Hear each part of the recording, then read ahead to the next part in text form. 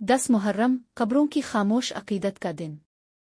10 मुहर्रम का दिन सिर्फ करबला के शहीदों की याद का दिन नहीं, ये एक रूहानी बेदारी और अकीदत का लम्हा भी है। इस दिन जहां मुसलमान मजालिस में बैठकर निवास रसूल इमाम हिस्से को याद करते हैं, वहीं कब्रिस्तान भी अकीदतमंदों से भर जाते हैं। कब्रिस्तान की खामोश फिजा इस दिन बोलती हुई महसूस होती है। लोग आहिस्ता आहिस्ता कब्रों के पास आते हैं, फूल रखते हैं, कुरान की तिलावत करते हैं और खामोश दुआएं मांगते हैं। ये मंजर देखकर यूं लगता है जैसे कब्रें खुद दुआ मांग रही हों, जैसे खामोशी बोल रही हो। आसान सवाब की नीयत से मरहूमीन की कब्रें साफ की जाती है, मिट्टी पानी और तोड़ी से लेपा जाता है। झाल झनकार साफ करके कब्रों को मोहब्बत से संवारा जाता है।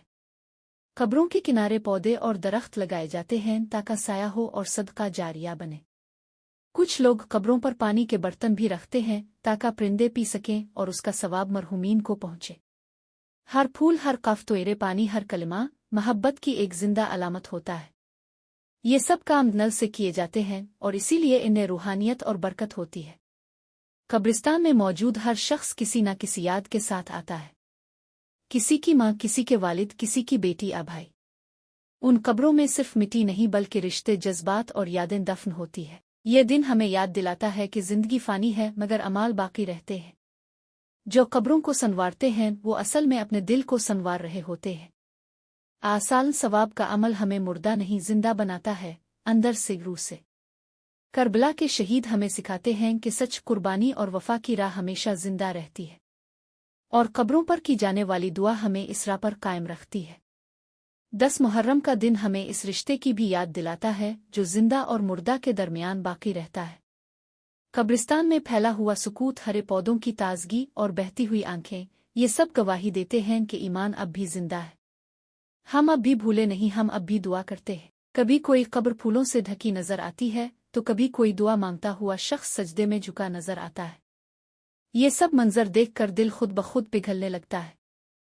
खामोश कब्रें जैसे बोलने लगती हैं, शुक्रिया, तुम हमें नहीं भूले।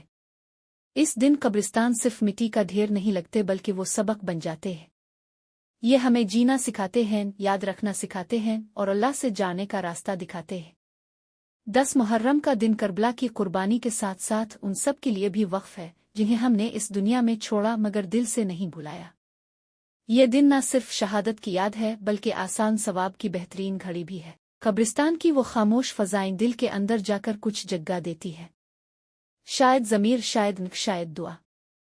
और ये सब उसी दिन होता है जब 10 मुहर्रम आता है।